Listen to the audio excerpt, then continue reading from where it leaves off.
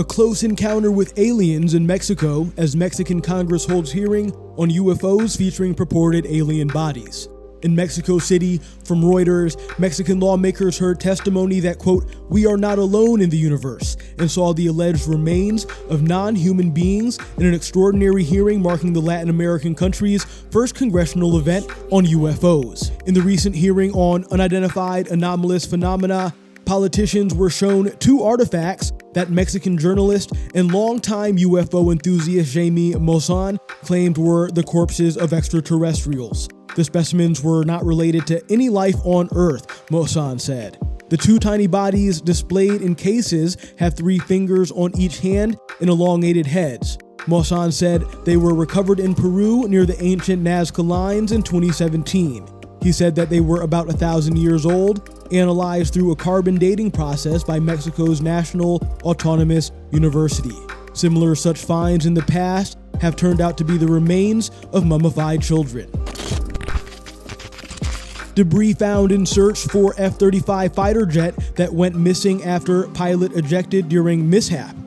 From NBC News, a U.S. fighter jet's stealth abilities appear to have been working too well, as it took authorities hours to locate a debris field after an F-35 went missing when the pilot ejected because of a mishap. The debris was discovered this past Monday evening about 2 hours northeast of Joint Base Charleston, an air base in North Charleston, South Carolina, officials said, without providing further details. The base had been working with Marine Corps Air Station Beaufort to locate an F-35 that was involved in a mishap a week ago on Sunday afternoon.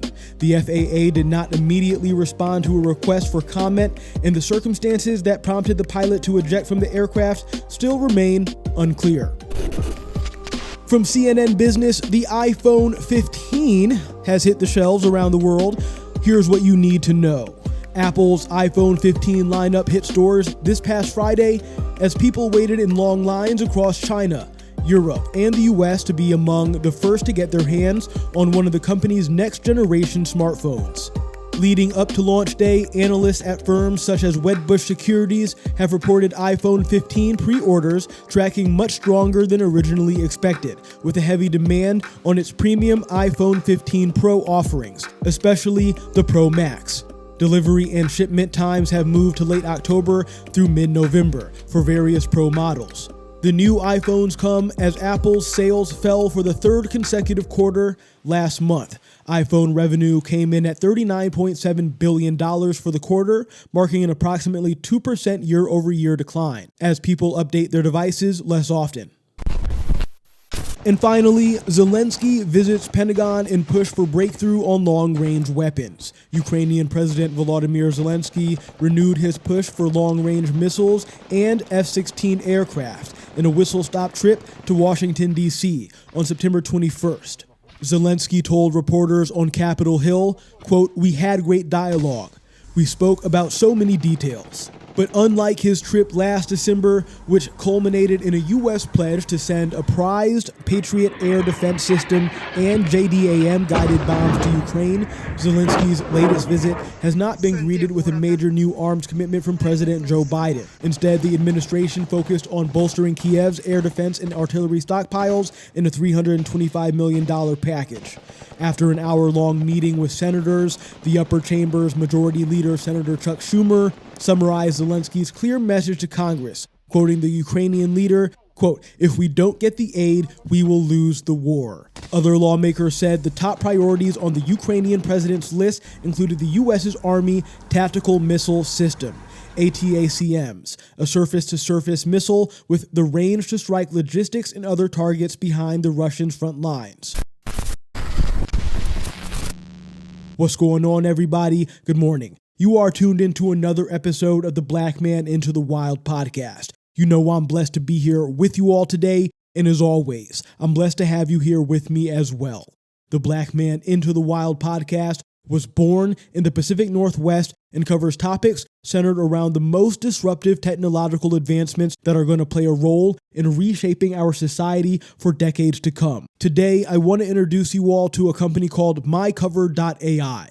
MyCover.ai is Africa's leading insurance infrastructure platform.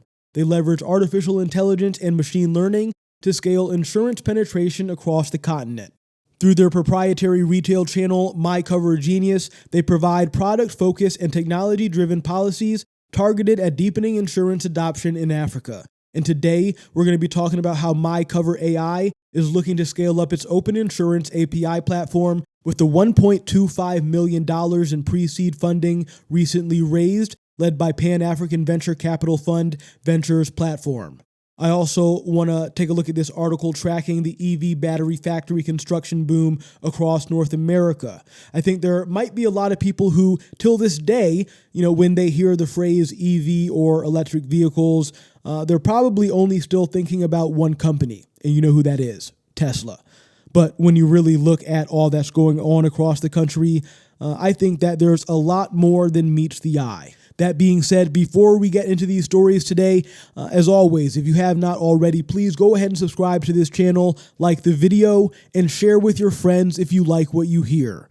Also, you can listen and download each episode of the podcast on Spotify and Apple Podcasts. We're streaming right now on all major digital streaming platforms, including Amazon Audible and the iHeartRadio Podcast Network. I appreciate your support. Africa's insurance market is projected to grow at a 7% compound annual growth rate from 2022 to 2028, reaching $120 billion.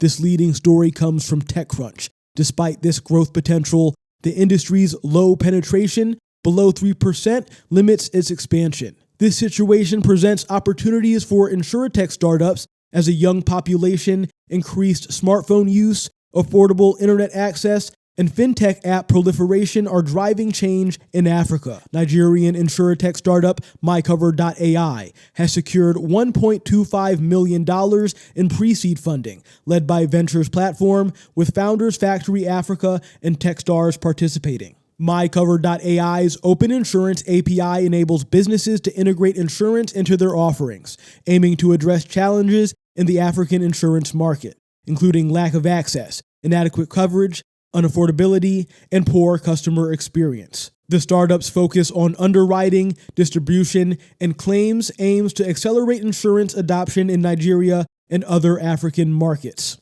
Next, let's take a look at where the U.S. stands on EV battery production, 1 year after the Inflation Reduction Act was signed. The COVID-19 pandemic's initial trickle of battery manufacturing onshoring for electric vehicles has transformed into a monumental tsunami of change. Just a few years ago, the United States had a mere 2 battery factories, but now around 30 factories are planned, under construction, or operational. President Joe Biden's Inflation Reduction Act, signed in 2022, surged this shift, propelling a competition with the EU for climate tech supremacy. China's grip on lithium-ion batteries has weakened as automakers sought to avoid supply chain crises by committing to domestic EV and battery production. This wave has resulted in a deluge of automakers, both foreign and domestic, pledging to create North American batteries by 2030, prompted in part by the law's incentives for domestic production. The Inflation Reduction Act's rules require a certain percentage of battery components' value to be produced in North America to qualify for tax credits, gradually increasing to 100% by 2029. Additionally, advanced manufacturing credits offer financial support for battery production. This frenzy has led to nearly $100 billion of investment from automakers and battery manufacturers, promising an annual capacity of over 1,200 gigawatt hours by 2030, sufficient for around 18 million EVs. Companies like BMW and Tesla are racing to establish battery assembly facilities. Tesla's Gigafactory Nevada, which has been producing batteries and packs since 2017, will soon host a 4680 cell factory, with the potential for 1.5 million vehicle batteries annually. Tesla has also expanded its Gigafactory Austin to include battery cell testing.